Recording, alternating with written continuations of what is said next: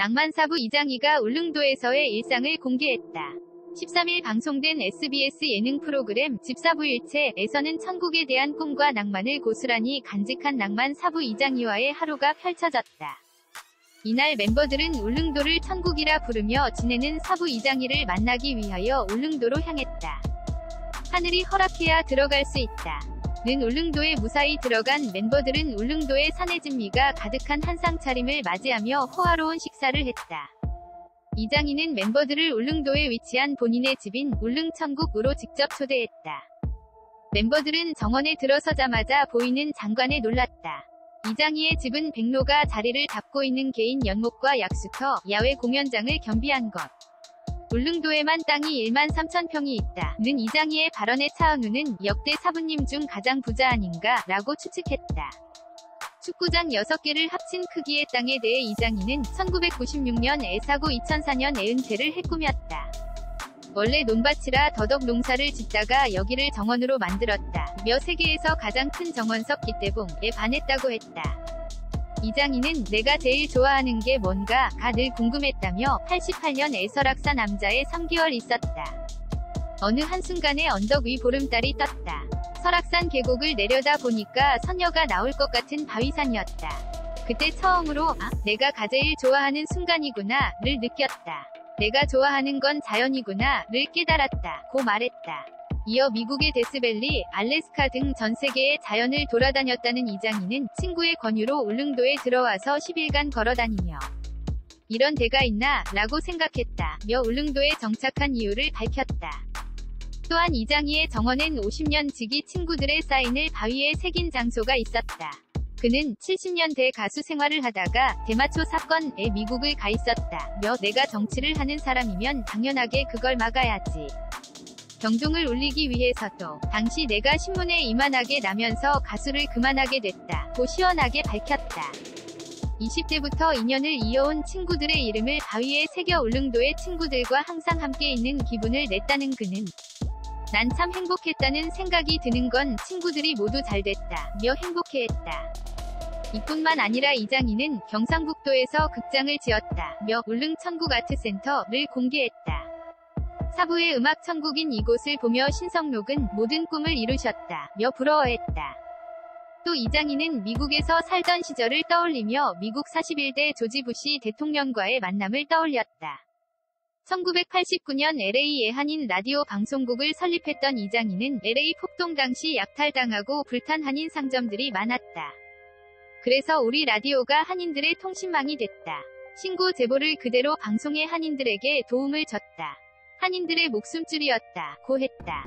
이에 어느 날 백악관에서 전화가 와서 LA 폭동 때문에 의문을 온다고 했다. 주차장에서 맞이해 들어가 스튜디오에서 한인들을 위해 한마디 해주셨다. 는 에피소드를 전하기도 했다. 또 이장희는 얼리어답터스러운 일상으로 멤버들을 놀라게 했다. 현재 75세라는 이장희는 스티브 장스의 면모로 각종 최신 기계를 다뤘다. 또 천국의 조건에 대해서는 좋은 친구와 자연, 음악 그리고 와인이라며 좋은 친구와 즐겁게 마시는 와인이라고 정의했다.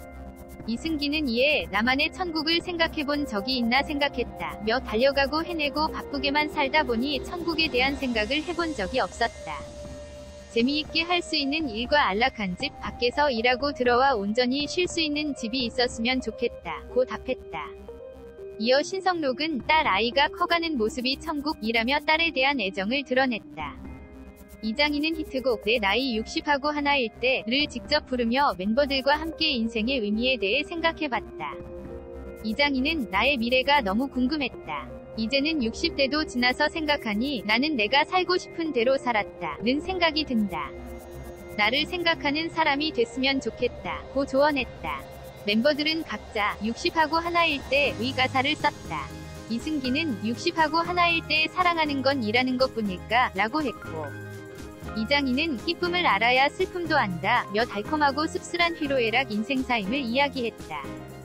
김동현은 난 그때 싸울 수 있을까? 케이지 파이터뿐일까? 라고 썼다.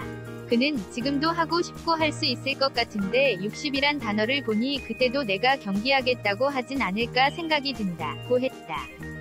양세형은 주식과 코인을 알게 된 인생을 회상하며 난 그때 얼마 있을까? 돈돈돈을 외쳐 웃음을 자아냈다. 마지막으로 다음 주 방송 후 하차하게 되는 차은우와 신성록은 집사부일체 멤버들에 대한 애정을 가사에 담으며 긴 추억을 회상했다. 이장희 누구? 이장희는 음악 감상실 세시봉과 포크록으로 대변되는 70년대를 상징하던 주요 대중음악인 중의 한 명입니다. 당시에는 보기 드물었던 싱어송라이터로서 혹은 작곡가, 프로듀서로 활약함으로써 여전히 한국의 대중음악에 자신의 자취를 남기고 있습니다. 이장희는 1947년 생으로 올해 75세로 세시봉의 주요 멤버였던 윤형주, 송창식과 동갑내기 친구이며 1945년 생인 조영남에게는 2살 터울 동생입니다. 홍일점 멤버였던 배우 윤여정과도 역시 동갑 친구이며 초등학교 동창이기도 합니다. 그리고 방송에서 보기에 한참 어린 막내 취급을 하던 김세환은 1948년 생으로 겨우 1살 차이가 납니다. 경기 오산 출생이지만 한국전쟁으로 인해 경남 마산에서 어린 시절을 보냈으며 초등학교 4학년 때 서울로 올라와 서울중과 서울고를 거칩니다. 중학교 시절 삼촌의 친구였던 조영남의 기타 연주를 보며 음악에 관심을 갖기 시작했으며 고등학교 때 이미 팝음악 500여 곡의 가사를 줄줄이 외울 만큼 음악에 푹 빠지게 됩니다. 하지만 그만큼 학업과는 거리가 멀었다 합니다. 그럼에도 4살 때 천자문을 뗐을 정도의 천재성과 자식 걱정하는 어머니를 위한 마음이 한몫하여 단지 일주일간의 벼락치기 입시 공부로 연세대학교 생물학과에 합격합니다. 하지만 세시봉으로 상징되는 평생의 음악적 동지들과의 만남으로 결국 학교는 뒤로 하고 음악 인생을 걷게 됩니다.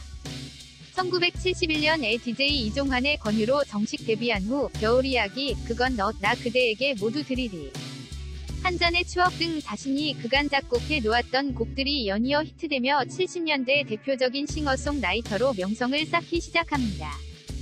1973년에는 인기 라디오 프로그램이었던 동아방송에 영시 위 다이얼 위 DJ도 맡으며 한창 음악인으로서 고공행진을 하게 됩니다.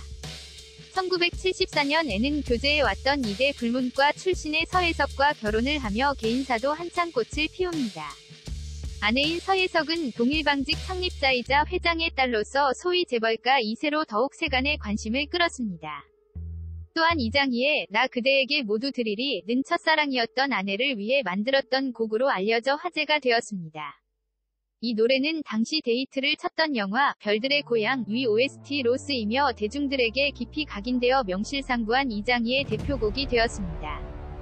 결혼한 두 사람은 이후 슬하에 일남 일녀를 두게 되지만 이장희가 미국에 있던 80년대 초반에 이혼에 이른 것으로 알려져 있습니다. 이렇게 승승장구하던 이장희는 1975년 12월 초 윤형주 등과 함께 연예인 대마초 사건에 휘말리며 인생의 큰 전환점을 맞게 됩니다. 당시 진행하던 라디오 프로그램을 마친 후 구속 수감되기까지 하는데요. 이후 그건 너, 불 꺼진 창, 한잔의 추억 등 이장희의 대표곡들이 정권 비판적이라는 이상한 이유로 금지곡까지 되면서 활동정지 상태에 이릅니다. 이 시기에 스스로 가수 생활을 접자는 생각을 하게 되며 이에 사실상 5년 남짓한 공식적인 가수 생활을 마감합니다. 그렇다고 모든 음악 활동을 손에 놓은 것은 아니었는데요. 반도 패션이라는 옷가게를 성공적으로 경영하면서도 그룹 사랑과 평화에 한동안 뜸했었지. 장미와 같은 히트곡을 제조하거나 김현식, 김수철 등의 후배 가수들을 양성하기도 합니다.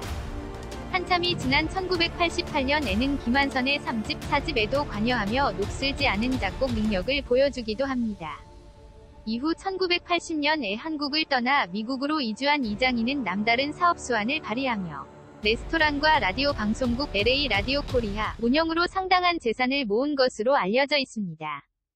재산의 규모는 자세히 알 수 없으나 미국에 있을 당시 친한 지인들 부부 열상과 멕시코 크루즈 여행을 떠났는데 비용을 모두 본인이 부담했다 하니 상당히 부유함을 알 수 있을 듯합니다. 미국에서 은퇴를 준비하던 이장희는 과거 우연히 들른 울릉도의 풍광에 반해 2004년 미국 생활을 청산하고 울릉도에 정착하게 됩니다. 농장을 포함한 약 14,000평의 땅을 매입하고 스스로 울릉천국이라 명한 이곳에서 자연과 친구들과 버타는 삶을 살게 됩니다. 현재는 이장희가 기증한 500여 평의 땅의 지자체 예산으로 건립한 울릉천국 아트센터에서 상설무대 공연도 가지며 자연과 버타는 모두가 부러울 만한 만년의 삶을 누리고 있습니다.